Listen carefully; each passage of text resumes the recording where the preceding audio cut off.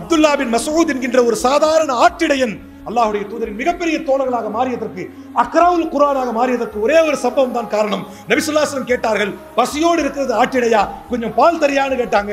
அப்போது அந்த ஆட்டிடையன் சொன்னார், உங்களுக்கு நான் இந்த ஆட்டிலிருந்து பால் தர முடியாது, காரணம் என்னுடைய முதலாளியின் ஆடுகள் இவை, நான் நேர்மை தவறி நடக்க முடியாது என்றார். அந்த அப்துல்லா பின் மஸ்ஊத் தான் பிற்காலத்திலே அபூ ஜஹல் என்ற மிகப்பெரிய எதிரியை அவனுடைய கழுத்தில் இருந்து அவருடைய தலையை கொய்து எடுத்து வந்து அல்லாஹ்வுடைய தூதரின் சமூகத்திலே வைக்கக்கூடிய ஆற்றல் படைத்த மிகப்பெரிய நபராக மாறினார் என்றால் அதற்கு அடிப்படையாக இருந்தது அவருடைய நேர்மை, நேர்மை, நேர்மை.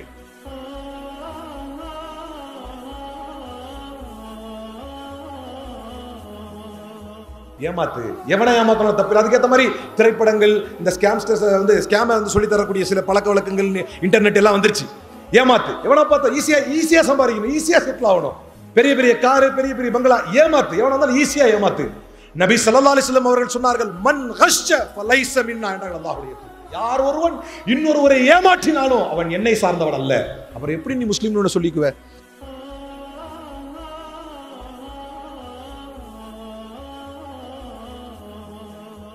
உன் பேர் என்ன? அவர் உன்னை ஏமாத்தினார். 5 வேளை தொழுகையாளி, தொழுகையில் இருக்கு. நபி ஸல்லல்லாஹு அலைஹி வஸல்லம் சொல்ற மாதிரி முஹம்மதுர் ரசூலுல்லாஹ் வல்லதீன மஅஹு அஷித்தா அலல் குஃபாரி ருஹமாஉ பைனஹும், அப்படியே தொடர்ந்து சொல்லிட்டு வரும்போது சீமாஹும் ஃபீ வுஜூஹிஹிம் மின் அஸரி சுஜூத். தொழுகையாளின் அச்சம் இருக்கும், அது சஹாபாக்களுடைய அடையாளம் என்றால் இன்றைக்கு அது போர்ஜரிகளின் அடையாளமாக மாறி போனது.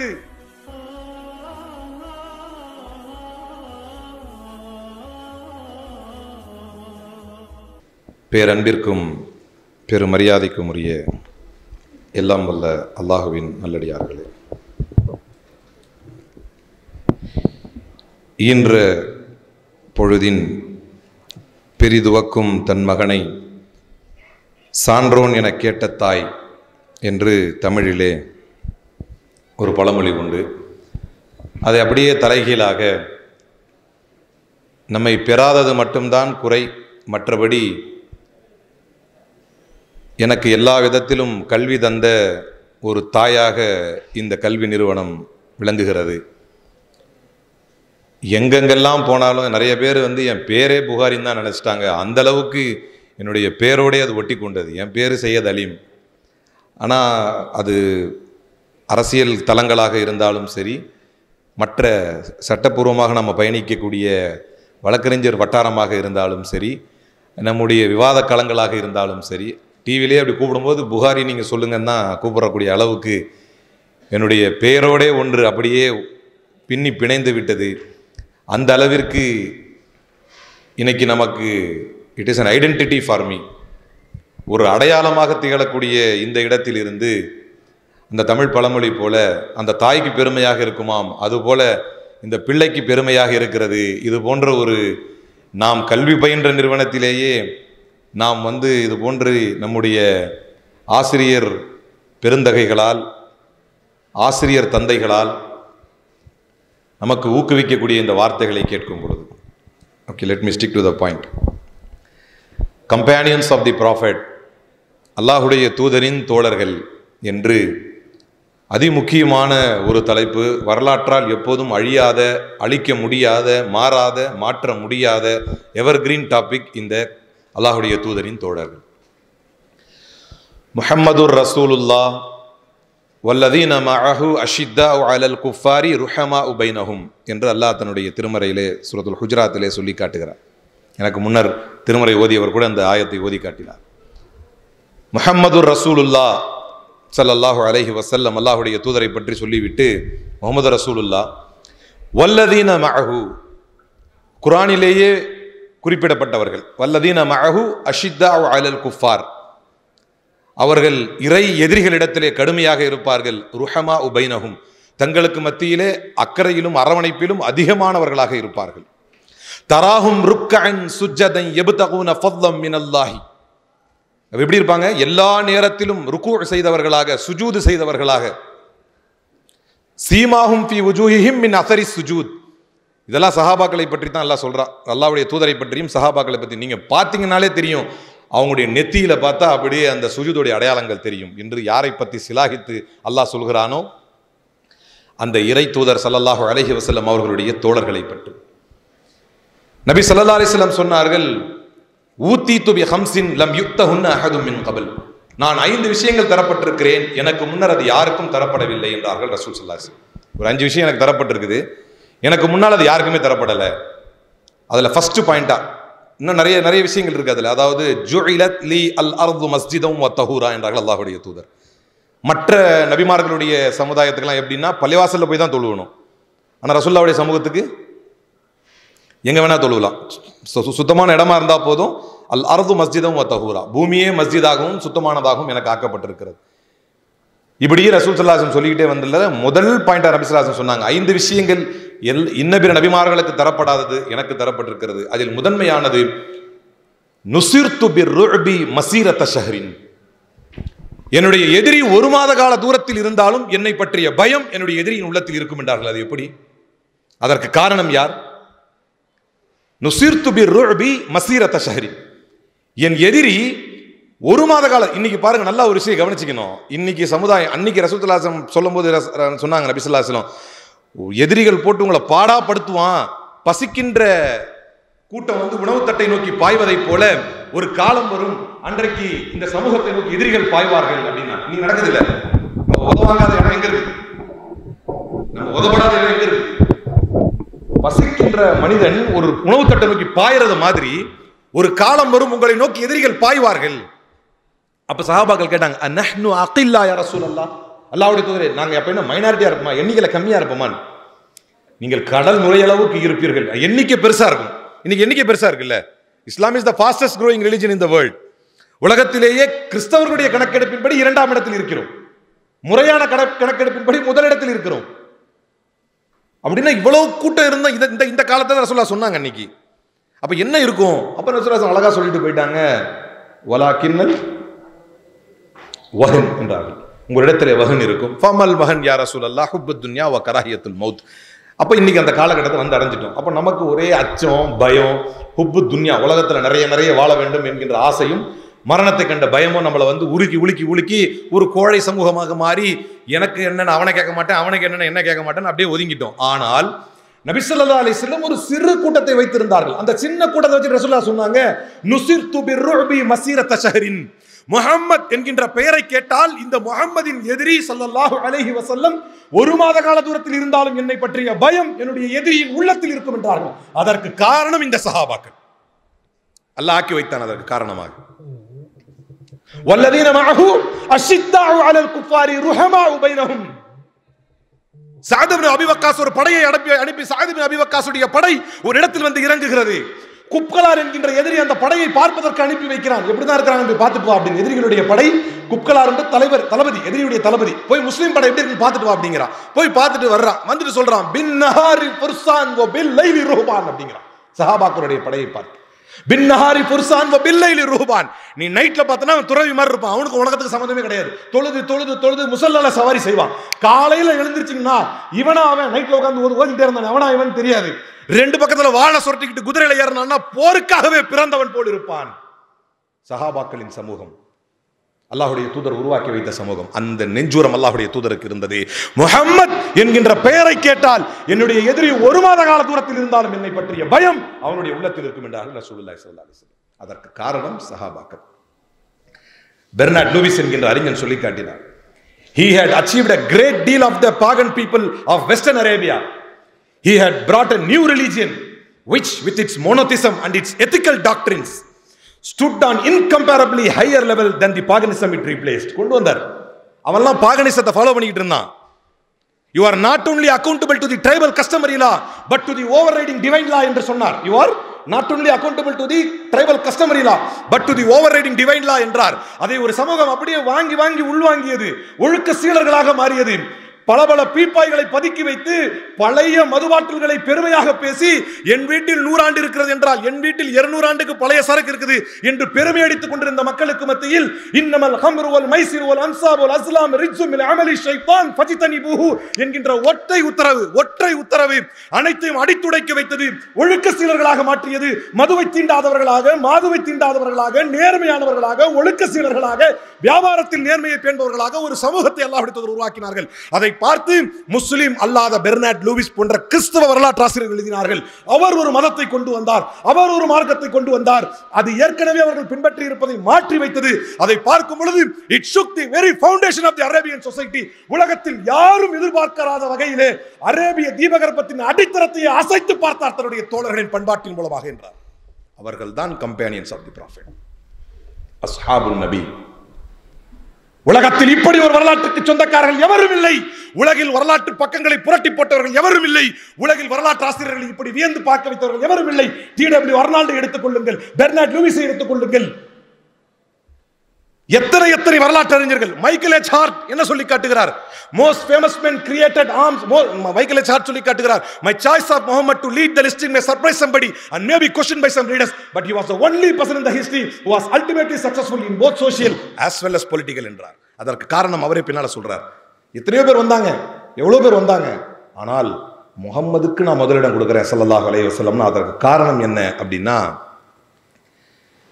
இயேசு கிறிஸ்துவுக்கு 3வது இடம். மைக்கேல் எச் ஹார்ட் யார்? அவரு கிறிஸ்டின், பீயிங் எ கிறிஸ்டின். அதனால தான் அவர் கேள்வி கேட்குறாங்க, நீ கிறிஸ்டினா இருந்துக்கிட்டு இயேசு கிறிஸ்துக்கு 3வது இடம் கொடுக்குறிய, முகமதுக்கு ஏன் முதல் இடம் கொடுக்குற ஸல்லல்லாஹு அலைஹி வஸல்லம் அப்படின்னு கேட்டா, அப்போ அவர் சொல்றார், இயேசு கிறிஸ்து இறந்ததற்கு பின்னால் புனித பவுல் அப்படி பின்னால வந்தவங்க தான் அதை பரப்பினாங்க. ஆனால் முஹம்மது மட்டும்தான் ஸல்லல்லாஹு அலைஹி வஸல்லம் தான் வாழும் காலத்திலேயே வெற்றிகரமாக தன் தோழர்களின் மூலமாக வல்லதி யஈஷு மின் பஅதி ஃபஸயரா இக்திலாஃபன் கஸீரன் அலைக்கும் பிசுன்னதி வசுன்னத்தில் ஹுலஃபாஇர் ராஷிதீனில் மஹ்தியின். உலக வரலாற்றில் ஒரு தலைவர் தான் இறந்ததற்கு பின்னால், இன்னைக்கு பார்க்கிறோம் ஒரு அதிமுக ஒரு கட்சி இருக்குது, ஒரு தலைவர் இறக்கிறார், அதற்கு அப்புறம் என்னென்ன கபலீகரங்கள் நடக்கிறது. ஒரு real time example, I'm just coating you real time example. ஆனால் அன்றைக்கு இட் வாஸ் அ பாகனிசம். அவர் சொல்றதே இட் ரீப்ளேஸ் தி பாகனிசம். பாகனிசம்னா என்ன? ஒரு மடமைத்தனத்தின் உச்சத்தில் வாழ்ந்துட்டு இருந்த மக்கள் அவர்களிடத்தில் கொண்டு வந்து ஒரு ஒழுக்கத்தை சொல்லிட்டு, உலக வரலாற்றில் ஒரு தலைவர் தன்னுடைய தோழர்களின் மீது நம்பிக்கை வைத்து சொல்கிறார், எனக்கு பின்னர் 40 ஆண்டுகள் நேர்வழி நிற்கும் ஒரு சமூகம் வரும் என்று உத்தரவாதத்தோடு சொல்கிறார். 40 ஆண்டுகள் அடிபிறலாமல் தன்னுடைய தோழர் விட்டு தன்னுடைய இறை தூதர் விட்டு சென்ற நடைமுறைகளை கிஞ்சிற்றும் மறக்காமல் மாறாமல் அடிபிறலாமல் பின்பற்றிய ஒரு சமூகம் சஹாபாக்களுடைய சமூகம். எப்படி எப்படி நேர்கோட்டில் எடுத்துட்டு போறாங்கன்னா, நபி ஸல்லல்லாஹு அலைஹி வஸல்லம் என்ன சொன்னாங்களோ அதை அவர்களும் சொல்வார். ஏன்னா வரலாற்றிலே மைக்கேல் எச் ஹார்ட் போலவே, டக்குனு அவருடைய பேரை மறக்கிறேன், அவர் தன்னுடைய த ஹீரோஸ் என்கின்ற புத்தகத்தை எழுதுகிறார். புத்தகத்தின் பேர் என்ன? புக்கு பேர் என்னது? நான் உங்களெல்லாம் ரூம்லேருந்து கூப்பிட்டு வர்றதுக்கு ஐமோலாம் பயங்கரமாக பயான்லாம் பண்ணி தான் கூப்பிட்டு வந்திருக்காங்க. ஏன்னா இந்த ஏஜ்னா நான் ஒன்றும் அங்கிள் கிடையாது, ஆனால் இருந்தாலும் உங்களை விட வயதில் மூத்தவன் என்பதனால இந்த ஏஜ் கொஞ்சம் அடமெண்ட்டான ஏஜாக தான் இருக்கும். இவர் சொல்லி நான் செய்கிறதா அப்படின்னு யதார்த்தம் தான். எங்கே விட்டேன்? ஏன் கேட்குறேன்னா, இந்த ஏஜ் பற்றி ஒரு உதாரணம் சொல்லணும். ஒருத்தன் என்ன பண்ணானா, மாடு வாங்க போனான். என்ன வாங்க போனான்? கசகசன்னு இருக்குல்ல, மாடு வாங்க போனாங்க. அப்போ போய்கிட்டே இருந்தேன். எதிர்க்க இப்போ இந்த பயான்லாம் ஆர்கனைஸ் பண்ணுறதுக்கு கொஞ்சம் நல்ல பசங்களாக இருப்பாங்கல்ல, அதுக்காக மற்றவங்களை எதுவும் சொல்லலை, நான் கொஞ்சம் ஓவர் ஆர்வமாக இருப்பாங்கல்ல நல்ல பணிகளில். அந்த மாதிரி ஒரு நல்ல சகோதரன் எதிர்க்க வந்தாங்க. அவர் மாடு வாங்க போய்கிட்டே இருந்தார். போய்கிட்டே இருக்கும்போது, அஸ்ஸலாமு அலைக்கும் பாய். அஸ்ஸலாம், எங்கே போகிறீங்க அப்படின்னு கேட்டாராம். யார் கேட்டாரா?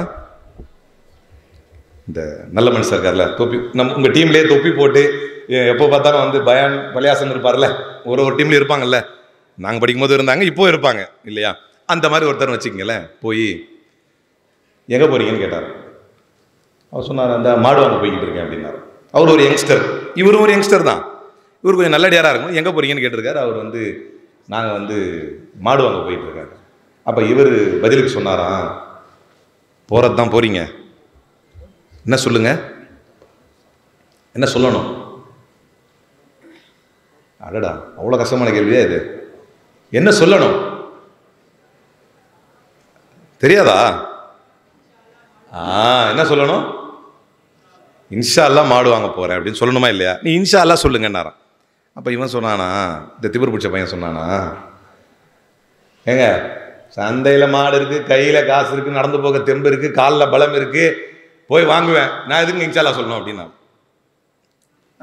சொல்லி பார்த்தாரு. ஏன்னா அல்லாஹ் திருமலை என்ன சொல்றான், லா தக்குலன்ன லிஷைஇன் இன்னி ஃபாயிலுன் ஸாலிக கதா இல்லா யஷா அல்லாஹ் அப்படின்னு சொல்றான்.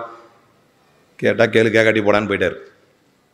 இவன் போய் ஒரு நதியை கடந்து, மாடு வாங்கணும்னா ஒரு நதியை கடந்து போனோம். ஒரு நதியை கடந்து போய் மாட்டுக்கு எல்லாம் பேசி, செருக்கு இருக்கு, இளமை இருக்கு, தெம்பு இருக்கு, காலில் பலம் இருக்கு அப்படின்னு போறான். போயிட்டு நதியெல்லாம் கடந்து போய் ஒரு மாடெல்லாம் பார்த்து பேசி கீசி ரேட்லாம் ஃபிக்ஸ் பண்ணிட்டு இப்படி கை விடுறான். அக்கல் வச்சிருப்பான்ல பணம், இப்படி கை விடுறான். என்ன காணும்? பணத்தை இப்படி தர்றான். என்ன காணும்? பணத்தை எப்படி தர்ற? பணம் காணுமே, பணத்தை காணுமே அப்படின்னு. சரி வந்த வழியா ஓடுவோம் அப்படின்னு வந்த வழியா ஓடுறான். ஓடுற நதியில தனி காசு நிக்குமா? நிக்குமா என்ன? இருந்தாலும் தேடுறான் திருப்திக்கு. ஓடுற நதியெல்லாம் தேடுறான், எங்கேயாவது இருக்குதான்னு. திருட்டு வந்த வழியே போறான். வந்த வழியே போனா போற நல்ல மனுஷன் திரும்பி வந்துகிட்டு இருக்காரு. என்னடா இவன் இப்படி போகும்போது பயங்கர நக்கலா திமிரா தெனாவட்டா போனா, ஆணவமா போனா, இப்ப திரும்பி பதட்டமா வந்துகிட்டு இருக்கிறான். அஸ்ஸலாமு அலைக்கும் பாய். வலைக்கும் சலாம் பாய். பாய் இன்ஷா அல்லாஹ் உங்களை பார்த்தனா, இன்ஷா அல்லாஹ் உங்ககிட்ட பேசணும்னா, இன்ஷா அல்லாஹ் நீங்க கூட எங்க போறேன்னு கேட்டீங்களா, இன்ஷா அல்லாஹ் நான் கூட மாடு வாங்குறேன்னு சொன்னேனா, இன்ஷா அல்லாஹ் உங்ககிட்ட பேசிட்டு, இன்ஷா அல்லாஹ் அங்க போய் வேலை பேசிட்டு, இன்ஷா அல்லாஹ் கையை விட்டா, இன்ஷா அல்லாஹ் பணத்தை காணும் பாய். எத்தனை இன்ஷா அல்லாஹ்? அல்லாஹ் நாடும் பொழுது, சொல்லும் பொழுது, வாய்ப்பு நமக்கு கிடைக்கும் பொழுது இது போன்ற மார்க்க செயல்களை கேட்டுக்கொள்ள வேண்டும். அதுக்கப்புறம் ஒரு நாள் யாருக்கு எப்போ மரணம், எப்போ அல்லாஹ் போய் சந்திப்போம்லாம் தெரியாது. என்னுடைய ரியல் டைம் எக்ஸாம்பிள் ஒன்று சொல்கிறேன். அல்லாஹின் மீது ஆணையாக நடந்த உண்மை. பேர் வேணா, ஒரு நபியின் பெயரை கொண்ட ஒரு நல்ல நண்பர் என்னோட ஒரு 2 வயசு கூட இருக்கும், ஒரு 3 வயசு கூட இருக்கும். அவர் யங்ஸ்டர், நல்ல ஒரு இளைஞர். என்னுடைய நண்பர் ஒருத்தர் இருந்தார், அவரும் நல்ல தாவா பணியில் ரொம்ப தீவிரமாக ஆர்வமாக இருப்பார். அவர் பேர் பிலால் பாய் அப்படின்னு. அவர் ரொம்ப மார்க்க விஷயங்களை எங்களுக்குமே சின்ன வயசில் நிறைய சொல்லி தருவார். நம்ம சும்மா எங்கே ரோட்டில் கேரம் போர்டு விளையாண்டு இருந்தால் கூட டேய் வாடா தொழுகைக்கு போகலாம் அப்படின்னு கூப்பிடுவார். நல்ல மனுஷன், அல்லாஹ் அவருக்கு அருள் புரியணும். அவர் ஒரு செய்தி எனக்கு சொல்கிறார். நான் ஒரு நாள் இந்த நபியுடைய பெயர் கொண்ட இந்த யங்ஸ்டர் இருக்கானே, ஏன்னா இதை நான் முக்கியமாக இந்த ஹாஸ்டலில் சொல்லணும்னு ஆசைப்பட்றேன், எனக்கு யூஸ் ஆகும். அப்போ அவனை கூப்பிட்டு எல்லாம் கும்பலாக அப்படி நின்றுட்டு இருக்கும்போது, டேய் வாயண்டா தொழுகைக்கு போகலாம் அப்படின்னு. லால் பாய் நீங்கள் போகிறதுனா போங்க, நாங்கள் விளையாண்டுருக்கோம்ல அப்படின்னு. அப்போ இவர் சொல்லியிருக்காரு, டேய் கபருக்கு பதில் சொல்லணும்டா அப்படின்னு. எதுக்கு? ஹார்ட்லி அப்போ அவருக்கு வயசு என்ன இருக்கும்னா ஒரு 21-22 வயசு இருக்கும். அப்போ எனக்கு ஒரு 17-16 அந்த மாதிரி இருக்கும். 10th 11th அப்போ சொல்கிறாரு, டேய் கபருக்கு பதில் சொல்லணும்டா. டேய் விலால் பாய், கஃபூர் பாய்க்கெலாம் நான் பதில் சொல்லிக்கிறேன் அப்படின்னு சொல்லியிருக்கேன். என்ன சொல்லியிருக்காரு? கஃபூர் பாய்க்கெலாம் நான் பதில். அப்போ அந்த செய்தி அவர் உண்மையிலே என்கிட்ட சொல்லி காட்டினார். நான் அப்போ மைசூரில் இருந்தேன். அப்போ எனக்கு அவர் சொன்னார், அவன் எல்லாரும் முன்னாலையும் கஃபூர் பாய்க்கு நான் பதில் சொல்லிக்கிறேன்னு சொல்லிட்டான் அலீம். அப்படி சொன்ன உடனே எல்லாரும் போன்னு சிரிச்சிட்டாங்க. அதான் ஒருத்தர் கேள்வி பண்ணி சிரிக்கிறது தானே, அப்படியே ஒருத்தர் கலாய்ச்சி சிரிச்சிட்டாங்க. எனக்கு ரொம்ப ஷேமாகவும் ஒரு மாதிரி ஆயிடுச்சு. எப்பவுமே இப்படி ஃபீல் ஆக மாட்டார் தாவா பண்ணுறவர், அவ்வளோ சீக்கிரத்தில் டிமாரலைஸ் ஆக மாட்டார். It is not easy task to demoralise him. ஆனால் அவர் அப்படி சொன்ன உடனே என்ன, நம்ம நிறைய செய்வோம். இன்னல் அப்தல யதகல்லமு பில் கலிமா லா யுல்கிலஹா பாலன். நபி ஸல்லல்லாஹு அலைஹி வஸல்லம் சொல்றாங்க, நீ பாட்டுக்கு ஒரு வார்த்தையை பேசுவ, அதை பற்றி நீ கண்டுக்கவே மாட்டே, ஆனால் மறுமையில் அது வேற மாதிரி நிற்கும். நாங்கள் ரசூல் ஸல்லல்லாஹு அலைஹி வஸல்லம் இளைஞர்கள் தெரிந்து கொள்ள வேண்டிய விஷயம். அப்போ எனக்கு ரொம்ப ஷேம் ஆயிடுச்சு அலீம், நான் அங்கேருந்து வந்துட்டேன், ரொம்ப மனசு கஷ்டமாயிடுச்சுன்னார். அதை அவர் சொல்லும்போது எனக்கே கஷ்டமாக இருந்தது. எண்ணி ஒரு அதிகபட்சம் ஒரு 15 20 நாள் இருக்கும், 15 20 நாள் இருக்கும். அப்போது எனக்கு தொலைபேசியில் அழைத்து, நான் மைசூரில் இருக்கும்போது, நான் அப்போ இதுதான் பிசிஓ கால். அப்போ நான் அவர் எப்போவுமே அவர் கால் பண்ண, அவர் மென்டார் மாதிரி எனக்கு. அப்போ அவர் ஃபோன் பண்ணி நான் பேசுகிறேன், அலீம் உனக்கு செய்தி தெரியுமாடா, கொஞ்சம் மது போதையில் அந்த பையன் போய் நம்ம ஏரியில் ரெக்டாங்கிலேருந்து குதிச்சான், அப்படியே அந்த சேத்துல சிக்கி மது போதை நிலைமையிலேயே இந்த உயிர் போயிடுச்ச. இப்போ பதில் சொல்லுவியா கஃபூர் பாய்க்கு? இப்போது சொல்லுவாயா அந்த கஃபூர் பாய்க்கு பதிலே? எதையும் அல்லாஹ் பார்த்து கொண்டிருக்கிறான். என்றைக்கு யாருக்கு எப்போது முடிவு என்பதை அல்லாஹ் மிக தெளிவாக துல்லியமாக ஒரு நொடி, even a fraction of second, எல்லாவற்றையும் தெளிவாக அல்லாஹ் முடிவு செய்து வைத்திருக்கிறான். இன்றைக்கு எது நம்முடைய கைகளில் இருக்கிறதோ அதுதான் அசல். இன்றைக்கு என்ன நல்ல செயல்களை, நல்ல சொற்களை கேட்பதற்கான வாய்ப்பை அல்லாஹ் தருகிறானோ அதுதான் நிச்சயம். இதை கேட்டு நம்மை சீர்திருத்திக் கொள்ளக்கூடிய வாய்ப்பை அல்லாஹ் தரும் பொழுதே அதை பயன்படுத்தி நம்மை சீர்தூக்கிக் கொள்ள வேண்டும். அல்லாஹ்வுடைய தூதரின் தோழர்களை பற்றி பேசுவதற்கு அப்ப த ஹீரோஸ் என்ற புத்தகத்தை ஒரு அறிஞன் எழுதினான். அங்கதானே விட்டேன். த ஹீரோஸ் என்கின்ற புத்தகத்தை ஒரு அறிஞன் எழுதினான். அந்த ஹீரோஸ் என்ற புத்தகத்திலே சொல்லி காட்டினான். he was a Nobel prize வாங்கியவர் அவர். அந்த புத்தகங்களுக்காக நோபல் பரிசை, ஏதோ ரோட்ல போற எழுத்தாளர் அல்ல, அந்த நோபல் பரிசை வென்ற எழுத்தாளர், நோபல் லாரியட் சொல்லி காட்டுகிறார். most famous men created arms, laws, empires and legislations, but not more than material powers which often crumbled away before their own eyes. உலகத்தில் எவ்வளவோ பெரிய மனிதர்கள், பெரிய தலைவர்கள், அலெக்சாண்டர் வந்தான், நெப்போலியன் வந்தான், யாரோ வந்தான். most famous men created arms, laws, empires and legislations, but not more than material powers. எல்லாம் material powers தான். படை இருக்கும், பட்டாளம் இருக்கும், கை இருக்கும், கத்தி இருக்கும், கம்பு இருக்கும், எல்லாம் இருக்கும். what which often crumbled away before their own eyes. அவைகள் எல்லாம் அவர்களுடைய கண்களுக்கு முன்னாலேயே விழுந்து நொறுங்கியது. but this man யார்? but this man யார்? sallallahu alayhi wasallam. but this man moved not only arms, laws, empires and legislations, but millions of people of the other inhabited world, and more than that, அண்டைய காலத்தில் வாழ்ந்து கொண்டிருந்த million கணக்கான மக்களின் உள்ளங்களை ஆட்சி செய்து கொண்டிருந்த தலைவர் sallallahu alayhi wasallam. அவர்கள் உருவாக்கிய சமூகம் தான் சஹாபாக்களின் சமூகம். நேரடியாக அவர்களிடத்திலே பாடம் பயின்று, நேரடியாக அவர்களிடத்திலே ஒழுக்கத்தை பயின்று, நேரடியாக அவர்களிடத்திலே கல்வி பயின்ற சமூகம் தான் அல்லாஹ்வுடைய தூதர் sallallahu alayhi wasallam அவருடைய சமூகம். அதனால் தான் அந்த சஹாபாக்களை பற்றி கேட்பதற்கு முன்பாகவே அவர்களை பற்றிய கண்ணியம் இந்த உள்ளத்தில் இறங்க வேண்டும். அவர்கள் யார்? அவர்கள் எப்படிப்பட்டவர்கள்? இந்த படை, நான் சொன்னேனே, ஒரு சம்பவத்தை சொல்லிட்டு இருக்கும்போது பாதியில விட்டேன். பின் நஹாரி ஃபுர்சான் வ பில்லைலி ருஹபான்னு சொன்னான். குப்கலாட்ட வந்து அவன் சொல்றான், என்னப்பா பார்த்த? நைட்ல பார்த்தா, அந்த சஹாபாக்களை பார்த்தா நைட்ல உலகத்துக்கு அவனுக்கு சம்பந்தமே இல்லாத துறவி மாதிரி இருப்பான். இதுவே பகல்ல பார்த்தா போர் பண்றதுக்கே கிளம்பி வந்த மாதிரி அல்லாஹ்வுடைய பாதையில பயங்கரமான போராட்டத்தில் இருப்பான் அப்படின்னு சொன்ன உடனே அந்த குப்கலார் சொல்றான், இது போன்ற ஆட்களை எதிர்த்து பூமியின் முதுகின் மீது நின்று போரிடுவதை விட நம்ம இப்பவே பூமிக்குள்ள போயிடலாம் அப்படின்னு சொன்னான். அதனால் தான் நுஸிர்து பிர்ருபி மஸீரத ஷஹரின். நபி ஸல்லல்லாஹு அலைஹி வஸல்லம் எதை சொன்னார்களோ அதை அப்படியே கேட்ட சஹாபாக்கள் இன்னைக்கு முஸ்லிமாக வாழ்வதற்கு எத்தனையோ இளைஞர்கள் வெட்கப்படுகிறார்கள். முஸ்லிமாக நடப்பதற்கு நிறைய முஸ்லிம்கள் வெட்கப்படுகிறார்கள். ஏன் அவன மாதிரி இருந்தா நான் நல்லா சந்தோஷமா இருக்கலாமே. உங்களுக்கு எல்லாம் அல்லாஹ்வுடைய தூதரின் தோழர்களின் முதன்மை தோழரான உமர் ரலியல்லாஹு அன்ஹுடைய வரலாற்றை சொல்லி காட்ட ஆசைப்படுகிறேன். ஷாம் தேசம் வெற்றி கொள்ளப்படுகிறது. ஒரு சாதாரண கழுதையின் மீது ஏறி தன்னையும் தன்னுடைய தோழர் ஒருத்தரையும் கூப்பிட்டுக்கிட்டு ஷாம் தேசத்துக்கு வராங்க உமர் ரலியல்லாஹு. உடனே ஷாம் தேசத்து முக்கியஸ்தர்கள் எல்லாம், உமர் யார்? உமர் யார்? எனக்கு முன்னால பேசின உஸ்தாத் சொன்ன மாதிரி, உமர் யாருன்னா அண்டை நாட்டு படைகள்லாம் நடுங்கும். ஆனால் அவர் சிம்பிளாக தான் இருப்பார். உமர் ரலியல்லாஹு அன்ஹு வந்து எங்கன்னு கேட்டுட்டு வர்றாங்க. அப்போ உமர் ரலியல்லாஹு அன்ஹு வந்து அலைஹி அமாமா வஹுஃபான் வஹுவ ஆஹிதும் பிரஸி பஈரிஹி வயஹூதுல் மா. தன்னுடைய கழுதையை அந்த இதை பிடிச்சிக்கிட்டு அதுக்கு தண்ணி ஊட்டிக்கிட்டு இருக்கார் உமர் ரலியல்லாஹு அன்ஹு. சிம்பிளாக அப்படி தண்ணி ஊட்டிகிட்டு இருக்காங்க. அவங்க மேலே வந்து அவங்க போட அந்த இசார் கீழாட ஒன்று, அவங்களுடைய அமாமா ஒன்று, 2 சாக்ஸ், அந்த சாக்ஸை தூக்கி மேலே போட்டுக்கிட்டு ரொம்ப சிம்பிளாக அந்த கழுதையை பிடிச்சி தண்ணி ஊட்டிக்கிட்டே இருக்கிறாங்க. ஓடி வரார் தோழர் ஒருத்தர், ஓடி வரார். ஏன்னா பெரிய பெரிய ஆளுங்களாம் பார்க்க வராங்க, ஷாம் தேசத்து முக்கியஸ்தர்கள். யா அமீர் அல் முஃமினீன் அத்தத்துக்கல் ஜுனூத் வ பதாரியத்து ஷாம் வ அன்த அலா ஹாதிஹில் ஹால். அமீருல் முஃமினீனே, ஜுனூத் படைகள் வருகிறது, பத்தாரியத்து ஷாம் தேசத்து பெட்டாலியன்லாம் வருது உங்களை சந்திக்கிறதுக்கு. ஷாம் தேசத்து படைகள், பெரும் நோபல் பீப்புள்லாம் வர்றாங்க, எல்லாரும் சந்திக்கிறதுக்கு உங்களை வந்துகிட்டு இருக்காங்க.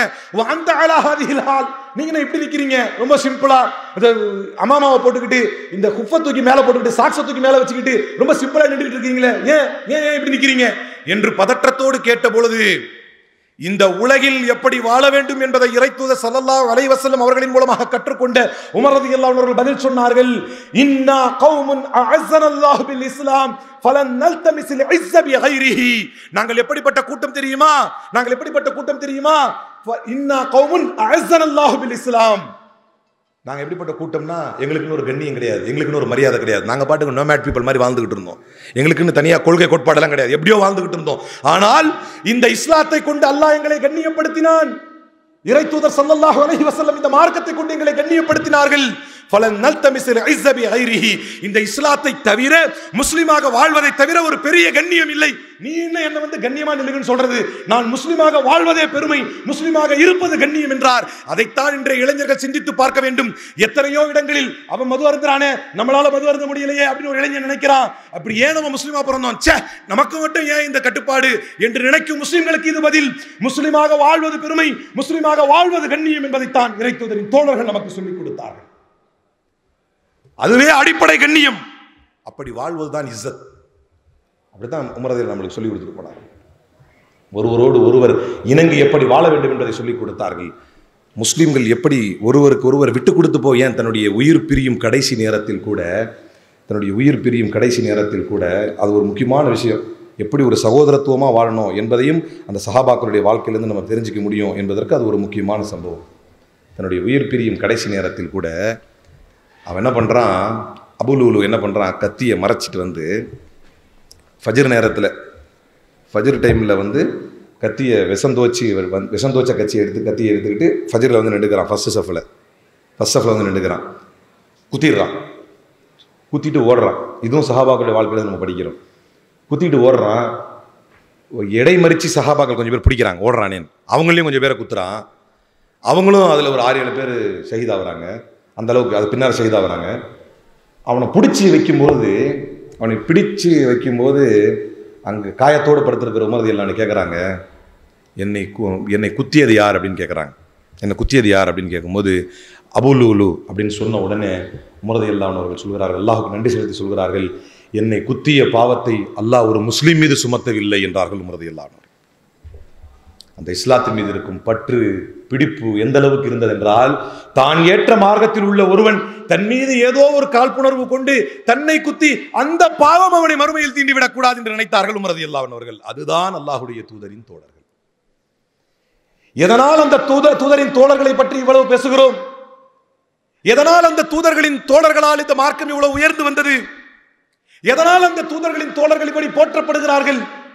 எதனால் அவ்வளவு உறுதியாக, நான் இறந்ததற்கு பின்னால் ஒரு குழப்பம் வந்தால் நீங்கள் இவர்களையே பின்பற்றுங்கள், இவர்கள் வழியே நில்லுங்கள், 40 ஆண்டுகள் நேர்வழி நின்ற கலீஃபாக்களின் ஆட்சி நடக்கும் என்பதை உறுதியாக ஒரு தலைவரால் சொல்ல முடிகிறது என்றால் அதற்கு காரணம் இதுதான். மில்லியன் கணக்கான மக்களின் உள்ளங்களை ஆட்சி செய்த ஒரு கொள்கை. அது அல்லாஹ்வுடைய தூதரின் காலத்திற்கு பின்னால் தன்னுடைய தோழர்களிடத்திலே நபி ஸல்லல்லாஹு அலைஹி வஸல்லம் அவர்கள் அதை விட்டு சென்றார். நீதிக்கும் நேர்மைக்கும் சில சஹாபாக்களை உதாரணமாக ஆக்கி சென்றார்கள். ஒழுக்கத்திற்கும் பண்பிற்கும் ஒரு சஹாபாக்களை அல்லாஹ்வுடைய தூதர் முன்னுதாரணமாக விட்டு சென்றார்கள். வீரத்திற்கும் போருக்கும் சில சஹாபாக்களை முன்னுதாரணமாக விட்டு சென்றார்கள். காலித் பின் வலீத் ரலியல்லாஹு அன்ஹு அவர்கள் எத்தனையோ போர்க்களங்கள் தன்னுடைய துணியை உயர்த்தி காட்டுறாங்க. என் ட்ரெஸ்ஸில் என் உடம்புல பாருங்க எவ்வளோ காயம் இருக்கு பாருங்க அப்படிங்கிறாங்க. என் உடம்புல பாருங்க எவ்வளோ காயம் இருக்கு. அப்போ அதெல்லாம் பார்க்குறாங்க, இது இவ்வளோ காயம் இருக்கு. இது எல்லாமே ரசூல் ஸல்லல்லாஹு அலைஹி வஸல்லம் கூட களத்தில் நின்று நான் வாங்கிய காயங்கள். இது எல்லாமே அவ்வளோ காயம் நான் வாங்கியிருக்கிறேன். ஆனால் இவ்வளவு காயம், இவ்வளவு போர்லெல்லாம் நான் காயம் பட்டிருக்கிறேன். அங்கெல்லாம் வராத ஒரு மரணம் ரசூலுல்லாஹ்வுடைய தோழர் ஸல்லல்லாஹு அலைஹி வஸல்லம் அவருடைய உன்னத தோழர் சொல்லி காட்டுகிறார். அந்த களங்களிலெல்லாம் வராத ஒரு மரணம், அமூது ஹாஹுனா க ஜுப்பானின் ஃபில் ஃபிராஷ். இன்றைய தினம் படுக்கையில் மரணிக்கிறேனே, ஒரு கோழையை போல் மரணிக்கிறேனே, கோழைகளின் மரணத்தை எனக்கு தந்து விட்டானே அல்லாஹ் என்று வேதனைப்பட்டார். வீரத்திற்கு ஒரு சஹாபியை விட்டு சென்றார்கள், நிதானத்திற்கு ஒரு சஹாபியை விட்டு சென்றார்கள். ரசூலுல்லாஹி ஸல்லல்லாஹு அலைஹி வஸல்லம் இந்த உலகை விட்டு பிரிய போகிறார்கள். அப்ப ஆயிஷா ரலியல்லாஹு அன்ஹா கூப்பிட்டு நபி ஸல்லல்லாஹு அலைஹி வஸல்லம் சொல்றாங்க, நீ வந்து அபூபக்கர் ரலியல்லாஹு அன்ஹு தொலை வைக்கணும் அப்படிங்கிறாங்க. தன்னுடைய தோழர்களை எப்படி உருவாக்கி வைக்கிறாங்க ரசூலுல்லாஹ்.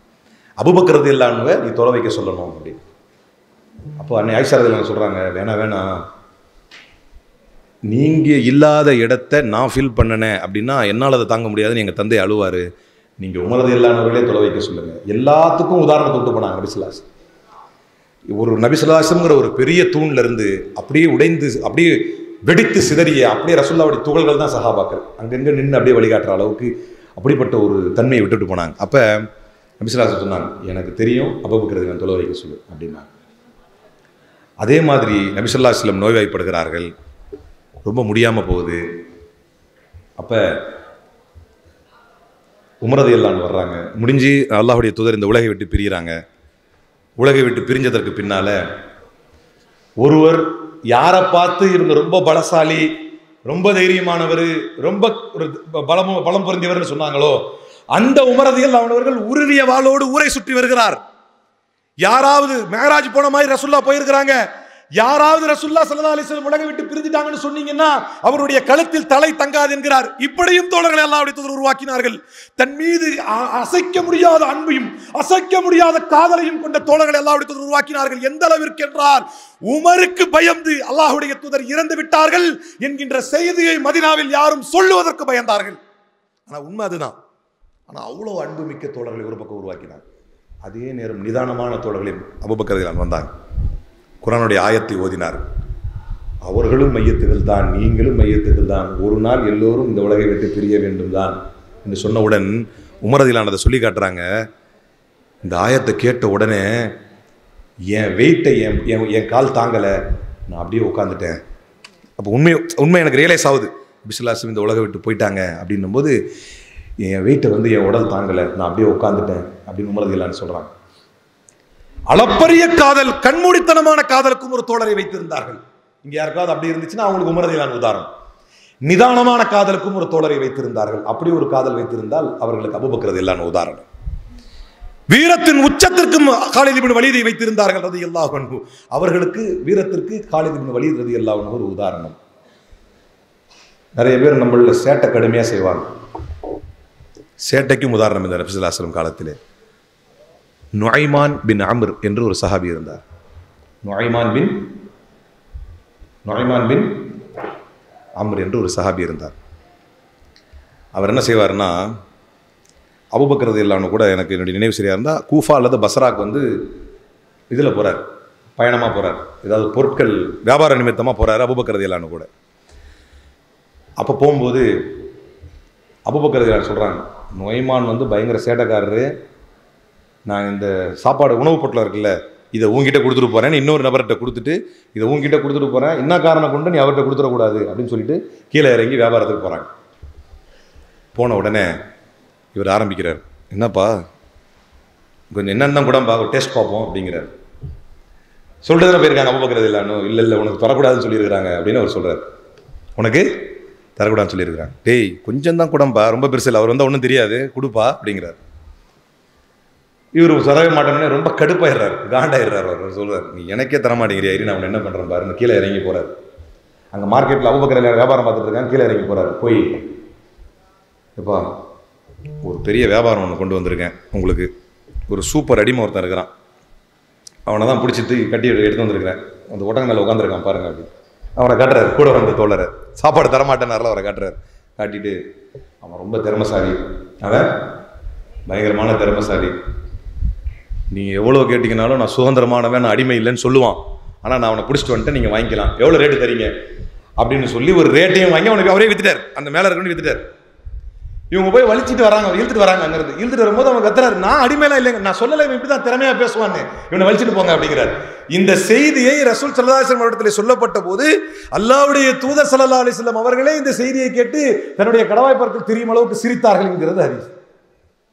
அவரையும் ரசூல் ஸல்லல்லாஹு அலைஹி வஸல்லம் வச்சுட்டு தான் இருந்தாங்க. அவர் பத்ரை கலந்தவர், அவர் பத்ரில் கலந்தவர், பத்ரீன்ல ஒருத்தர், பத்ரு போர்க்களத்தில் கலந்த ஒருவர் அவர். நபி ஸல்லல்லாஹு அலைஹி வஸல்லம் வீட்டுக்கு வெளியே உட்கார்ந்துருக்கிறாங்க, ஒரு நல்ல ஹம்புள்ள ஒட்டகம் வருது.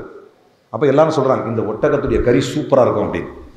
இவர் என்ன பண்ணுறாரு, துருத்துருன்னு இருப்பாங்கல்ல, என்ன பண்ண நேராக போய் ஜவா பண்ணி கறியை முடிச்சிடுறாரு. கறியை தான் உடனே அவர் வெளியே வரார். அந்த ரசூலுல்லாஹ் பார்க்க வந்த கிராமப்புறத்துலேருந்து வந்த சஹாபி வெளியே வரார். வா அக்கரா வா நாக்கத்தா அப்படின்னு கத்துறாரு. என் ஒட்டகத்தை அறுத்துட்டானே, என் ஒட்டகத்தை அறுத்துட்டானே. கூட இருந்து சேட்டை பண்ணும்போது எல்லா இடத்துலையும் இருக்கும், கூட இருந்து சேட்டை பண்ணும்போது எல்லாரும் ஊக்குவிப்பாங்க, ஆனால் சப்ஜெக்டில் மாட்டுறது ஒருத்தனாக தான் இருப்பான். அந்த அனுபவம் எல்லாருக்கும் இருக்கும் இல்லையா? சேட்டை எல்லாரும் சேர்ந்து பண்ணிட்டு சப்ஜெக்டில் மார்க்கெட்டர் அக்யூஸ் வந்து ஒருத்தனாக தான் இருப்பான். எல்லாரும் ஒன்று சேர்ந்து யாரை காட்டுறாங்கன்னா நுஐமான் பின் அம்ரை காட்டுறாங்க. இவர் ரசூலுல்லாஹ் வெளியே வராங்க, அந்த சத்தத்தை கேட்டு இந்த இவர் தாங்கிறாங்க. அப்போ அவர் சேட்டை பண்ணிட்டு போய் ஒழிஞ்சிக்கிட்டார். நபி ஸல்லல்லாஹு அலைஹி வஸல்லம் காட்டி கொடுத்துட்டாங்க. அப்போ அவர் எழுந்தவுடன் அது அந்த பேர்ச்சம்பளை இலை தலை அந்த வேரெல்லாம் இருக்கு அவர் மேலே. அவர் எந்திரிக்கிறார், அப்படியே அப்பாவித்தனமாக அவர் எந்திரிச்சு கம்ப்ளைண்ட் பண்ணிட்டே சொல்கிறார், இவரெல்லாம் சொன்னாங்க யாரை சொல்லலாம், அதனால தான் நான் இதை செஞ்சேன் அப்படின்னு கம்ப்ளைண்ட் பண்ணிட்டே எந்திரிக்கிறார். அப்போ அல்லாஹ்வுடைய தூதர் ஸல்லல்லாஹு அலைஹி வஸல்லம் அவர் மேலே படிஞ்சிருந்த அந்த இதெல்லாம் அப்படி தான் கையால் அப்படி எல்லாத்தையும் உதறி தள்ளிட்டு இவர் வெட்டின ஒட்டகத்துடைய என்ன தொகையோ அதை நான் தருகிறேன் என்றார்கள் அல்லாஹ்வுடைய தூதர் ஸல்லல்லாஹு அலைஹி வஸல்லம். எல்லாவற்றுக்கும் அல்லாஹ்வுடைய தூதரின் தோழரிடத்திலே உதாரணங்கள் உண்டு. அதை நம்ம என்ன புரிஞ்சுக்கணும் அப்படின்னா, ஒருத்தர் சேட்டையா இருக்கிறாரு, எங்க பிரின்சிபல் தான் உலகத்திலே இப்படி ஒரு தத்துவத்தை சொன்னது, சேட்டைக்காரங்கிட்ட தான் கயிறு இருக்கும் அப்படின்வாங்க பிரின்சிபல். அது எனக்கு நான் வாழ்க்கையில் மறக்கவே முடியாத ஒரு தத்துவம். அது சேட்டைக்காரங்கிட்ட தான் கயிறு இருக்கும் அப்படின்னு நிறைய பேர் என்ன நினைச்சுக்கிறாங்க, என்னப்பா தொழுறான் வைக்கிறான சேட்டையும் பண்றானு. அதுக்கும் சஹாபாக்கிட்ட உதாரணம் இருக்கு. சேட்டைங்கிறது ஒரு கொடூரமான செயல்லாம் கிடையாது. அப்ப எங்க பிரின்சிபல் சொல்ற மாதிரி சேட்டைக்காரங்கிட்ட கயிறு, சேட்டை செய்கிறார்களா அவர்களுக்கும் அல்லாஹ்வுடைய தூதரின் தோழரிடத்திலே உதாரணம் உண்டு. நேர்மையாக இருக்கிறார்களா அவர்களுக்கும் அல்லாஹ்வுடைய தூதரிடத்திலே உதாரணம் உண்டு. சொன்ன சொல்படி நடக்கிறார்களா அவர்களுக்கும் அல்லாஹ்வுடைய தூதரிடத்திலே உதாரணம் உண்டு. அபூ உபைதா ஆமிர் இப்னு ஜர்ராஹ் ரலியல்லாஹு அன்ஹு அவர்கள் பிற்காலங்களிலே ஷாம் தேசத்திற்கு கவர்னராக அபூ உபைதா ரலியல்லாஹு அன்ஹு அவர்களை உமர் ரலியல்லாஹு அன்ஹு அவர்கள் நியமிக்கிறார். அல்லாஹ்வுடைய தூதரின் தோழர்களில் ஒரு உதாரணம். இந்த சமூகத்திலே ஒரு நீதியாளர், ஒரு நேர்மையாளர் இருப்பார் என்று சொன்னால் அது அபூ உபைதா என்றார்கள் நபி ஸல்லல்லாஹு அலைஹி வஸல்லம். இந்த சமுதாயத்தில் ஒரு நேர்மையாளர் இருப்பார். இன்னைக்கு அந்த நேர்மை எல்லாம் ஏன்னா இன்னைக்கு இளம் சமூகம், படித்து வரக்கூடிய சமூகம் நீங்கள் என்பதனால், ஏன்னா நான் என் அனுபவத்தில் சில விஷயங்களை இந்த வழக்கறிஞர் தொழிலில் பார்க்கறதுனால சொல்கிறேன். பொழுதன்னைக்கும் அயோக்கியத்தனம் பண்ணுறவன், ஃப்ராடு வேலை பார்க்குறவன் எல்லாரும் முஸ்லீமாக இருக்காங்க. எங்கே பார்த்தா வேதனையாக இருக்குது. அப்போ சஹாபாக்களுடைய சில முக்கியமான பண்புகளை நாம் படித்து தெரிந்து கொள்ள வேண்டும் என்று நான் சொல்கிறேன். ஏன்னா இந்த நேர்மை இருக்கு பார்த்தீங்களா, இந்தியாவில் சதன் இந்தியாவில் கேரளாவில் தான் இஸ்லாம் முதல்ல வந்துச்சு. சதன் இந்தியாவில் எப்படி வந்துச்சு தெரியுமா? அவன் பேசுகிற அரபி மலையாளத்துக்கு புரியாது, மலையாளம் பேசுகிறவங்க என்னன்னு அவங்களுக்கு புரியாது. ஆனால் அந்த வியாபாரம் அவங்க பண்ணாங்கல்ல, ஒன்றுமே இல்லைன்னா கூட இவ்வளோ நேர்மையாக இருக்கிறாங்க. அந்த வியாபாரத்து இருந்த அவங்களுடைய நேர்மை தான் இஸ்லாத்தை முதலாக இந்த மக்கள்கிட்ட கொண்டு சேர்த்துச்சு. என்னமோ பண்ணல, அந்த ஆக்ஷன் பேசுச்சு. Action speaks louder than words என்பார்கள். அந்த ஆக்ஷன் பேசுச்சு, அந்த நேர்மை. ஆனால் இன்றைக்கு நேர்மை என்பது, நீதி என்பது சுத்தமாகவே இல்லை. உன்னை யார் ஏமாத்தினா? ஒருத்தர் சொல்றாரு, வெளிநாட்டில் எனக்கு ஒரு கிளைண்ட் இருக்கார். அவர் சொல்றாரு, உங்களை எப்படி ஏமாத்தினா நீங்களாம், இது இளைஞர்கள் தயவு கூர்ந்து இதை எடுத்துக்கொள்ள வேண்டும். ஒரு சாமானியனா ஏமாத்திட்டு போறது ஒரு சப்ஜெக்ட். ஆனால் இஸ்லாத்தை தெரிஞ்சு, தொழுது, மார்க்கத்தை படித்து, இப்படிலாம் நீங்கள் ஒரு நல்ல இஸ்லாமிக் என்விரான்மெண்ட்டில் பழகி படித்து நேர்மை என்னென்ன, நீதினா என்னென்னு சஹாபாக்களை படித்து தெரிஞ்சு அவர் சொல்கிறார், ஒரு 2 கோடிக்கும் மேலே ஒரு பெரிய ஸ்கேம். இப்போ என்கிட்ட சொல்கிறார், இந்த மாதிரி ஆச்சு அப்படின்னு. எப்படி நீங்கள் ஏமாந்தீங்கன்னு கேட்டேன். விழத்தம்மா சொன்னார், என் கூட இந்த வெளிநாட்டுக்கு இங்கே என்னை பார்க்க வந்தாச்சு. வந்துட்டு நாங்கள் பேசிக்கிட்டே இருப்போம். இப்படி வாங்க சொல்லிட்டா, நான் தொழுதுட்டு மட்டும் வந்துடுறேன்னு ஓடுவான். இதை விட, ஏன்னா அன்னைக்கு முறை நான் சொன்னாங்க, மெத்தையாசுர் ரிஜாலி அஸ்ஸலா என்றார்கள். நான் மனிதனை அளக்கக்கூடிய அளவுகோல் தொழுகைன்னாங்க. இன்னைக்கு உமரதியெல்லாம் ஏமாத்திடுவான் போல இருக்கேன். ஏன்னா இன்னைக்கு இளம் சமூகம் உருவாகி வரும்பொழுது ஸ்கேம்ஸ்டர் வேர்ல்டு. எந்த அளவிற்கு போதைப் பொருட்கள், எந்த அளவிற்கு பெண் பித்து இளம் சமூகத்தில் இருக்கிறதோ அந்த அளவிற்கு இந்த ஏமாற்று பழக்கமும் இளம் சமூகத்தில் நுழைந்து விட்டது. ஏமாத்து, எவனை ஏமாத்தணும் தப்பில்லை. அதுக்கேற்ற மாதிரி திரைப்படங்கள், இந்த ஸ்கேம்ஸ்டர்ஸ் ஸ்கேமை சொல்லி தரக்கூடிய சில பழக்க வழக்கங்கள், இன்டர்நெட் எல்லாம் வந்துருச்சு. ஏமாத்து, எவனை பார்த்தா ஈஸியா சம்பாதிக்கணும், ஈஸியா செட்டில் ஆகணும், பெரிய பெரிய காரு, பெரிய பெரிய பங்களா. ஏமாத்து, எவனா இருந்தாலும் ஈஸியா ஏமாத்து. நபி ஸல்லல்லாஹு அலைஹி வஸல்லம் அவர்கள் சொன்னார்கள், மன் கஷ்ஷ ஃபலைஸ மின்னா என்றார்கள் அல்லாஹ்வுடைய தூதர். யார் ஒருவன் இன்னொருவரை ஏமாற்றினாலும் அவன் என்னை சார்ந்தவன் அல்ல. அப்புறம் எப்படி நீ முஸ்லீம்னு சொல்லிக்குவ? உன் பேர் என்ன? அது உன்னை ஏமாத்தினார். 5 வேளை தொழுகையாளி, தொழுகையில் நபி ஸல்லல்லாஹு அலைஹி வஸல்லம் சொல்ற மாதிரி முஹம்மதுர் ரசூலுல்லாஹ் வல்லதீன மஅஹு அஷித்தா அலல் குஃபாரி ருஹமாஉ பைனஹும், அப்படியே தொடர்ச்சியில் சொல்லிட்டு வரும்போது சீமாஹும் ஃபீ வுஜூஹிஹிம் மின் அஸரி ஸுஜூத். தொழுகையாளின் அச்சம் இருக்கும், அது சஹாபாக்களுடைய அடையாளம் என்றால் இன்றைக்கு அது போர்ஜரிகளின் அடையாளமாக மாறி போனது, அது நயவஞ்சகர்களின் அடையாளமாக மாறி போனது. நல்ல பழுத்த தாடி வச்சு, தொப்பி வச்சு, நல்ல நேரமா இருக்கிற இளைஞர்கள் இவனை பார்த்து எப்படி ஏமாந்தீங்க? ஐயோ 5 வேளை தொழுதானே, ரொம்ப நேர்மையா பேசினானே. மன் கஷ்ஷ ஃபலைஸ மின்னா என்றார்கள் அல்லாஹ்வுடைய தூதர். யார் ஒருவன் பிறரை ஏமாற்றினானோ அவன் என்னை சார்ந்தவன் அல்ல என்றார்கள் அல்லாஹ்வுடைய தூதர். சஹாபாக்களிலே அல்லாஹ்வுடைய தூதர் ஸல்லல்லாஹு அலைஹி வஸல்லம் சொன்னார்கள், என் சமூகத்தில் ஒரு நேர்மையாளர் இருக்கிறார் என்றால் அது அபூ உபைதா என்றார்கள். வெறும் பேரளவிற்கல்ல, வெறும் ஏட்டளவிற்கல்ல, not in form but in fact. வெறும் ஏட்டளவிற்கல்ல, நடைமுறை அளவில். பின்னாளில் அதிபராக நியமிக்கப்படுகிறார் அபூ உபைதா. அந்த ஊர்ல பிளேக் நோய் வருகிறது. எந்த அளவிற்கு சொன்ன சொல்லின் மீதும் கொடுத்த வாக்கின் மீதும் நிற்கக்கூடிய சமூகத்தை அல்லாஹ்வுடைய தூதர் உருவாக்கினார்கள் என்றால், ஒரு பெரிய நோய் வந்துருச்சு. உமர் ரலியல்லாஹு அன்ஹு கடிதம் எழுதுறாங்க, உமர் ரலியல்லாஹு அன்ஹு லெட்டர் எழுதுறாங்க. If this letter reaches you in the morning you should be returning back to Medina at the night. If it reaches you at the night you should be back by morning. காலையில் இந்த letter நீ வாங்கணும்னா, ஏன்னா அவர் அங்கே இருக்கிறார். Abu உபைதான ரொம்ப பிடிக்கும் Umar ரலியல்லாஹு அன்ஹுக்கு. ரொம்ப நேர்மையானவர், ரொம்ப பெரிய தைரியசாலி, ரொம்ப பெரிய போராளி. அந்த அபூ உபைதாவை இழந்துடக்கூடாது. ரசூலுல்லாஹ்வுடைய மிகப்பெரிய அன்பை பெற்றவர், ஸல்லல்லாஹு அலைஹி வஸல்லம் அன்பை பெற்றவர். அப்ப இவரை எப்படியாவது திரும்பி உயிரோட பார்த்துடணும், ஏன்னா பிளேக் வந்து கொத்து கொத்தா செத்துக்கிட்டு இருக்கிறாங்க, எப்படியாவது திரும்பி வச்சிடணும் அப்படின்னு சொல்லி லெட்டர் எழுதுறாங்க. காலையில் இந்த கடிதம் வந்தால் நீ மாலையில் வந்திருக்க வேண்டும், மாலையில் இந்த கடிதம் உன்னை சேர்ந்தால் நீ காலையில் இங்கு வந்து சேர்ந்திருக்க வேண்டும் கடிதம் எழுதுறாங்க. பதிலுக்கு அவர் கடிதம் எழுதுகிறார். மக்களுக்கு மத்தியிலே உமர் ரலியல்லாஹு அன்ஹு இருக்கிறார்கள். அந்த கடிதம் வருகிறது. அந்த கடிதத்தை பார்த்து விட்டு உமர் ரலியல்லாஹு அன்ஹு அவர்கள் இப்படி பார்த்துட்டு அப்படியே கண்ணீர் வெடித்து அழுகிறார்கள். அந்த கடிதத்தை பார்த்தோன்னே அழுகிறாங்க. அப்போது சுற்றி இருந்த சஹாபாக்கள் கேட்டார்கள், அம்மாத்த அபூ உபைதா என்றார். என்ன அமீருல் முஃமினீனே, அபூ உபைதா இறந்து விட்டாரா என்றார்கள். அப்போது உமர் ரலியல்லாஹு அன்ஹு சொன்னார்கள், கூடிய விரைவில் அது நடக்கும், இப்போ இறக்கல. அப்போ என்ன அது எழுதியிருந்துச்சு அப்படின்னா, ஒரு இடத்தில் தொற்று நோய் வந்துவிட்டால் அந்த இடத்தை விட்டும் நீங்கள் ஓடக்கூடாது என்று உயிரினும் மேலான ஸல்லல்லாஹு அலைஹி வஸல்லம் அவர்கள் நமக்கு சொல்லிக் கொடுத்திருக்கிறார்கள். எனவே 2 பாயிண்ட் அதுல. எனவே அல்லாஹ்வுடைய தூதரின் உத்தரவை மீறி, நபி ஸல்லல்லாஹு அலைஹி வஸல்லம் உடைய வழிகாட்டுதலை மீறி இந்த இடத்திலிருந்து நான் வரமாட்டேன். அதே சமயம் அமீருக்கு கட்டுப்பட வேண்டும். உங்கள் மீது ஒரு கருப்பின் அடிமை நியமிக்கப்பட்டாலும் அவருக்கு கட்டுப்பட வேண்டும். உம்மிர அலைக்கும், உங்கள் மீது ஒரு கருப்பின் அடிமை உங்களுக்கு அமீராக நியமிக்கப்பட்டாலும் அதற்கு கட்டுப்பட வேண்டும் என்பது அல்லாஹ்வுடைய தூதரின் கட்டளை. எனவே ஒரு அமீருக்கு கட்டுப்பட வேண்டும் என்கிற நிலையில் நீங்க சொன்ன கட்டளைக்கு என்னால கட்டுப்பட முடியாம இருக்கிறதுனால at this point I resign from my post. இன்றைய தினம் இந்த நொடி நான் என்னுடைய பதவியை விட்டு ராஜினாமா செய்கிறேன். 2 முக்கியமான விஷயங்கள். அல்லாஹ்வுடைய தூதருக்கும் கட்டுப்பட்டவர், அல்லாஹ்வுடைய தூதரின் தோழருக்கும் கட்டுப்பட்டவர். எவ்வளவு பெரிய மிகப்பெரிய நோய், கொடுநோய் வந்தாலும் அல்லாஹ்வுடைய தூதரின் வார்த்தைக்கு கட்டுப்பட வேண்டும் என்ற அந்த மண்ணிலேயே அங்கேயே வாழ்ந்து அங்கேயே தன்னுடைய உயிரை நீத்தார் அபூ உபைதா ரலியல்லாஹு அன்ஹு அவர்கள். அதனால் தான் அமீருல் முஃமினீன் சொன்னார்கள், வெகு விரைவில் அபூ உபைதா மரணிப்பார் என்றார்கள். அதே போல இந்த உலகை விட்டு மரணித்தார் அபூ உபைதா ரலியல்லாஹு அன்ஹு அவர்கள். முத்து போன்ற தோழர்களை அல்லாஹ்வுடைய தூதர் உருவாக்கினார்கள். அதனால் தான் நுஸிர்து பிர்ருபி மஸீரத ஷஹர் என்றார்கள். நெஞ்சை நிமிர்த்தி அல்லாஹ்வுடைய தூதர் சொன்னார்கள், என்னை பற்றிய பயம் என்னுடைய எதிரி 1 மாத கால தூரத்தில் இருந்தாலும் முஹம்மத் என்கின்ற பெயரை கேட்டால் அவனுடைய உள்ளங்கள் நடுநடுங்கும் என்றார்கள். காரணம், அப்படிப்பட்ட தோழர்களை அல்லாஹ்வுடைய தூதர் உருவாக்கி வைத்திருந்தார். இன்னைக்கு இளம் சமூகம் எப்படி வந்தது? எங்க பார்த்தாலும் ஜெயிலுக்கு போங்க, ஜெயிலுக்கு போய் NDPS கேஸ்ல மாட்டினோடலாம் கூப்பிடுங்க. இன்னைக்கு இளைஞர்களுக்கு மத்தியிலே போதை பழக்கம், விற்கிறவன் போதை பொருள் விற்கிறான். எல்லாம் யாரு? நல்லா தாடி வச்சிருக்கான், எங்கா இருக்கிறான், நம்மளோட பெரிய தாடி, இவனே ஆலிம் சாக தோத்துருவான், பெரிய பெரிய தாடி.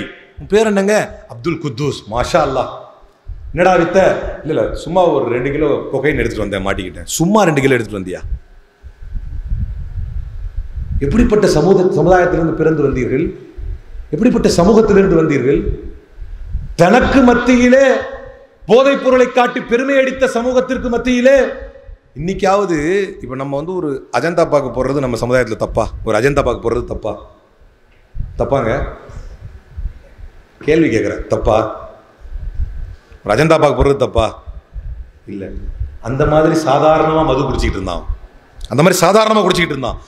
அந்த மக்களுக்கு மத்தியிலே ஒரு பெரும் புரட்சியை நடத்தி சொன்னாரு பாருங்க, அந்த அறிஞர் சொன்னாருன்னு சொன்னேன், you are not only accountable to the tribal customary law but to the overriding divine law which shook the very foundation of the Arabian society என்றார்களே. அரேபிய தீபகற்பத்தின் அடித்தளத்தை அசைத்து பார்த்து ஒழுக்க சீரர்களாக மாற்றி அமைத்து இந்த மக்களா இவர்கள் என்று உலகத்தில் அனைவரும் வியந்து பார்க்கக்கூடிய அளவுக்கு நான் ஏற்கனவே சொன்ன the 100 most influential person in the world, உலக வரலாற்றை புரட்டி போட்ட 100 பேருடைய வரலாற்றில் முஹம்மது ஸல்லல்லாஹு அலைஹி வஸல்லம் முதலிடத்தை பிடிக்கிறார் என்று சொன்னால், அந்த மைக்கேல் ஹெச் ஹார்ட் முதல் 50 வந்து மக்கள் கருத்து விட்டுட்டார். மக்கள் கருத்துல முதலிடம் அவருக்கு. அவருடைய தோழரில் முதன்மையான தோழர்களில் ஒருவர் உமர் ரலியல்லாஹு அன்ஹு அவர்கள் 52வது இடத்தை பிடிக்கிறார். உலக வரலாற்றை புரட்டி போட்ட உலக 100 most influential person in the world, உலக வரலாற்றையே புரட்டி போட்ட நபர்களில் 52வது இடம். தான் சாய்ஸுக்கு 2வது இடத்தை உமர் ரலியல்லாஹு அன்ஹு கொடுத்தார். அப்ப அல்லாஹ்வுடைய தூதர் உருவாக்கிய சமூகம் அப்படிப்பட்ட ஒரு உன்னதமான சமூகமாக இருந்தது. அப்படி இருந்ததனால்தான் அந்த சமூகம் கண்ணியத்தை பெற்றது. அப்படி இருந்ததனால்தான் அந்த சமூகம் போற்றப்பட்டது. அப்படி இருந்ததனால்தான் அல்லாஹ்வுடைய தூதர் சொன்னார்கள், என்னை பற்றிய பயம் என் எதிரி ஒரு மாத காலத்தில் தூரத்தில் இருந்தாலும் இருக்கும் என்றார்கள். இன்றைக்கு அது இல்லாமல் போனதனால் தான், வகன் இந்த சமூகத்தில் இறங்கியதனால் தான், ஹுப்பு துன்யா கராஹியத்துல் மௌத் இந்த சமூகத்தில் வந்ததனால் தான், இளைஞர்களுக்கு மத்தியிலே போதை பழக்கம் அதிகமானதனால் தான், இளைஞர்களுக்கு மத்தியிலே பெண் மோகம் அதிகமானதனால் தான், இளைஞர்களுக்கு மத்தியிலே ஏமாற்று வேலை அதிகமானதனால் தான். 27 வயசு இருக்கும் ஒருத்தனுக்கு, 27 வயசு இருக்கும். நல்லா கேளுங்க, இந்த ஒற்றை சம்பவத்தை சொல்லி முடித்துக்கொள்ள ஆசைப்படுகிறேன். I guess the time is over. இல்லை, முடிஞ்சு நினைக்கிறேன். ஒரே ஒரு சம்பவத்தை சொல்றேன். 27 வயசு இருக்கும் ஒருத்தனுக்கு. ஒரு இங்க இருக்க ஒரு வெளிநாட்டில் ஒன்லி 27. அவன் கிட்டத்தட்ட ஒரு 50 கோடியை ஏமாத்துறான் முஸ்லீம்களுக்குள்ளேயே. 50 கோடியை முஸ்லீம்களுக்குள்ளேயே ஏமாத்துறான். எல்லாம் இன்வால்வ் ஆன எல்லாரும் முஸ்லீம்ஸ். 50 கோடி ஏமாத்துறான். எப்படின்னா சில பழக்க வழக்கத்தை கொடுத்துட்டு போறாங்க, அதோட அவன் அப்ஸ்காண்ட் ஆகிறான். 50 கோடி ஏமாத்துறான். அதில் நல்லா கேளுங்க, இளம் சமூகம் படிப்பினை பெற வேண்டும். அல்லாஹ்வுடைய தூதரின் தோழர்களை நாம் ஏன் படிக்க வேண்டும் என்கின்ற படிப்பினை இதில் இருக்கிறது. அவன் ஒரு 4 மாசத்துக்கு பிறகு வெளியே வந்துடுறான். ஸ்கேம் பண்ணி ஏமாத்திட்டான், 50 கோடி அடிச்சிட்டான். ஒரு 4 மாசத்துக்கு பிறகு வெளியே வந்துடுறான். வெளியே வந்துட்டு யூடியூப்ல வீடியோ ஷார்ட்ஸ் போடுறான். அப்போ அந்த பாதிக்கப்பட்டவங்க வந்து காட்டுறாங்க. அந்த ஷார்ட்ஸ்ல இவர் வந்து ஒரு ராயலாக பயங்கரமாக கார் வச்சுக்கிறாரு, அப்புறம் இட்டாலிக்கு டூர் போகிறாரு, அதெல்லாம் ஷார்ட்ஸ் போடுறான். ஆனால் இங்கே என்ன நடந்துச்சு தெரியுமா? இவன் ஏமாத்திட்டான். ஒரு முஸ்லீம், என்கிட்ட அந்த வீடியோ இருக்குது, ஒரு முஸ்லீமு ஃபுல்லாக சரக்கு அடிச்சுட்டு, அவரும் முஸ்லீம் தான், அவர் வந்து இவனால் ஏமாற்றப்பட்டவர் நடுவில் வேலை பார்த்தவர். அப்போ அவங்க எல்லாம் ப்ரெஷர் இவர் மேலே போடுறாங்க. உங்ககிட்ட கொடுத்தேன், நீ தான் இது பொறுப்பு. இவர் வேலை பார்க்குறாரு, சாதாரண வேலை பார்க்குறாரு. இவர் என்ன பண்ணுறாரு, ஒரு செல்ஃபி வீடியோ எடுக்கிறார். நான் இந்த மாதிரி வேலை பார்த்தேன், முஸ்லீம் பேரை சொல்கிறார். இன்னார் வந்து ஏமாத்திட்டான், அவனுக்கு வெறும் 27 வயசு. அப்படி என்ன உங்களுக்கு அவசரம்னு எனக்கு தெரியல. நான் நேரத்தை வேலை பார்த்தேன், என்னை ஏமாத்திட்டாங்க, அதனால் என் சாவுக்கு காரணம் அவன் தான் அப்படின்னு சொல்லிட்டு, போதையான நிலையிலே அவருடைய அந்த அட்டாப்சி ரிப்போர்ட் வந்து அரபியில் வந்துச்சு. படித்து பார்த்தா போதைப் பொருட்கள் உள்ளே இருக்கக்கூடிய நிலையிலேயே ஒரு சாதாரண ஜன்னல்ல இருந்து ஒரு கயிறை இழுத்து அந்த கயிறை மாட்டிக்கிட்டு, எப்படி அது ஈஸியாக தப்பிச்சும் இருக்கலாம், போதையாக இருந்தாலும் தெரியல, எப்படின்னு தெரியல, அப்படியே தூக்கு மாட்டின நிலையில் இறந்துட்டாப்புல. அந்த 2 வீடியோவும் என்கிட்ட இருக்குது. அந்த இறந்து கிடக்கிறார் அந்த வீடியோவும் இருக்குது. தூக்கு போட்டு நான் சாக போகிறேன் அப்படின்னு சொல்லிட்டு போகிற வீடியோவும் இருக்குது. இன்னைக்கு அவன் தான் நல்லா இருக்கிறதா நினச்சிக்கிட்டு இருக்கிறான். அவனும் முஸ்லீம் தான், இறந்து போனவனும் முஸ்லீம் தான். எப்படி ஒரு சமூகத்தில், அல்லாஹ்வுடைய தூதரின் சமூகத்திலே, அந்த தூதரின் தோழர்களை படிக்கின்ற சமூகத்திலே அப்படி ஒரு அவசரம், அப்படி ஒரு பொருளாதார ஏமாற்று வேலையை செய்து இந்த சமூகம் எதை சாதிக்க போகிறது? எனவே தான் நபி ஸல்லல்லாஹு அலைஹி வஸல்லம் தோழர்களை பற்றிய வரலாற்று புரிதலும் படிப்பும் இந்த சமூகத்திற்கு அவசியமாகிறது. போதைப் பொருட்களுடைய பழக்கத்தை பற்றிய படிப்பும் புரட்டுதலும் இந்த சமூகத்திற்கு அவசியமாகிறது. போதைப் பொருட்களை தனக்கு வேண்டாம் என்று ஒதுக்கிவிட்டு ஒழுக்க வாழ்க்கையை வாழ்ந்த அல்லாஹ்வுடைய தூதரின் தோழர்களைப் போல, பெண் சவகாசங்களை ஒதுக்கி தள்ளிவிட்டு நேர்மையான வாழ்க்கை வாழ்ந்த அல்லாஹ்வுடைய தூதரின் தோழர்களைப் போல, ஏமாற்று வேலைகளை ஒதுக்கி வாழ்ந்துவிட்டு, last but not least, Abdullah bin Masud என்கின்ற ஒரு சாதாரண ஆட்டிடையன் அல்லாஹ்வுடைய தூதரின் மிகப்பெரிய தோழர்களாக மாறியதற்கு, அக்ராவுல் குர்ஆனாக மாறியதற்கு ஒரே ஒரு சம்பவம் தான் காரணம். நபி ஸல்லல்லாஹு அலைஹி வஸல்லம் கேட்டார்கள், பசியோடு இருக்கிறது ஆட்டிடையா, கொஞ்சம் பால் தரியான்னு கேட்டாங்க.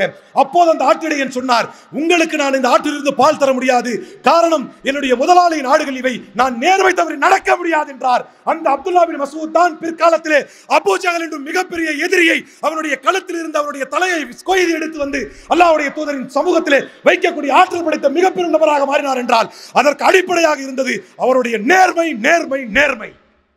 இந்த இளம் சமூகம் படிக்க வேண்டியது சஹாபாக்களுடைய நேர்மையை. நேர்மை மிகுந்த சமூகமாக இந்த சமூகம் உருவாகி வர வேண்டும்.